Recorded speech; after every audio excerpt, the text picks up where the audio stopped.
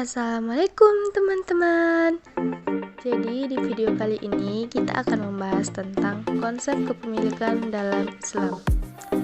Jadi yang pertama, pengertian kepemilikan harta.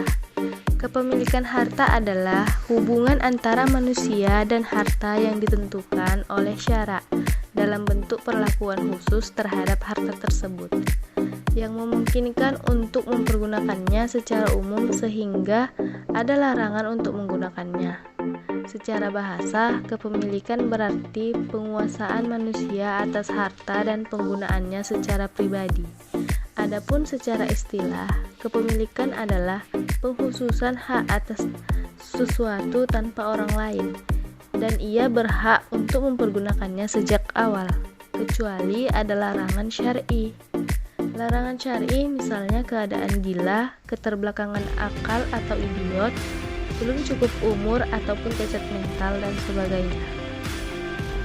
Secara etimologi, kata milik berasal dari bahasa Arab al-milk, yang berarti penguasaan terhadap sesuatu.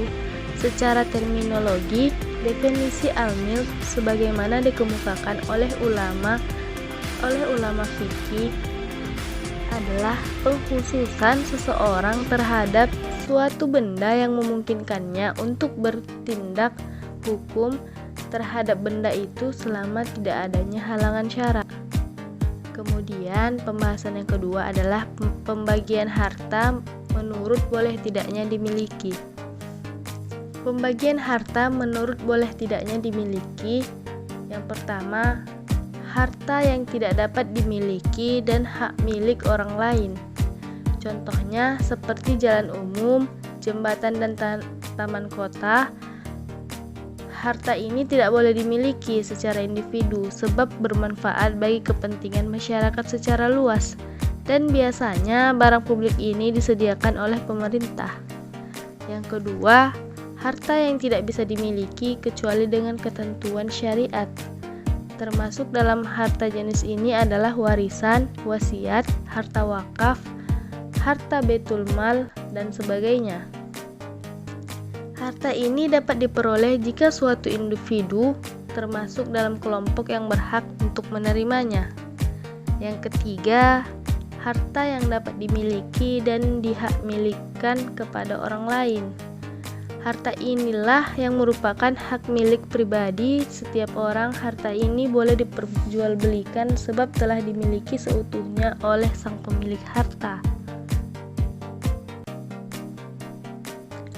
Pembahasan yang ketiga yaitu cara pemilikan harta yang disyariatkan Islam. Para ulama fikih menyatakan 4 cara pemilikan harta yang disyariatkan Islam, yaitu yang pertama, melalui penguasaan terhadap harta yang belum dimiliki seseorang atau badan hukum. Harta ini masih bersifat bebas untuk dimiliki oleh semua orang. Misalnya, bebatuan di sungai yang belum dimiliki seseorang atau badan hukum, pasir di sungai, tambang, dan sebagainya.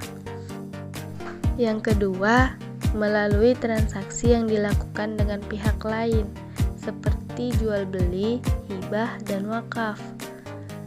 Yang ketiga, melalui peninggalan seseorang seperti menerima harta warisan ataupun wasiat. Yang keempat, diperoleh berdasarkan hasil yang telah dimilikinya selama ini, misalnya buah dari pohon yang ditanam di kebun atau hewan anak ternak yang telah lahir. Kepemilikan secara umum dibagi menjadi 2, yaitu al-milk al-tamam atau milik sempurna, yaitu materi dan manfaat harta itu dimiliki seseorang. Misalnya, seseorang memiliki rumah, maka ia berkuasa penuh terhadap rumah itu dan ia boleh memanfaatkan secara bebas. Yang kedua, al-milk an-nakis atau milik yang tidak sempurna, yaitu seseorang yang hanya menguasai materi harta, tetapi manfaatnya dikuasai orang lain, seperti rumah yang diserahkan kepada orang lain untuk disewa. Konsep Islam mengenai hak milik pribadi terletak pada kenyataan bahwa dalam Islam hak milik bergantung pada moral yang dikaitkan kepadanya. Islam berbeda dari kapitalisme dan sosialisme dalam menentukan hak milik karena tidak satupun dari keduanya yang berhasil menempatkan individu selaras dalam suatu mosaik Islam. Terima kasih kepada teman-teman yang telah menonton video saya sampai akhir.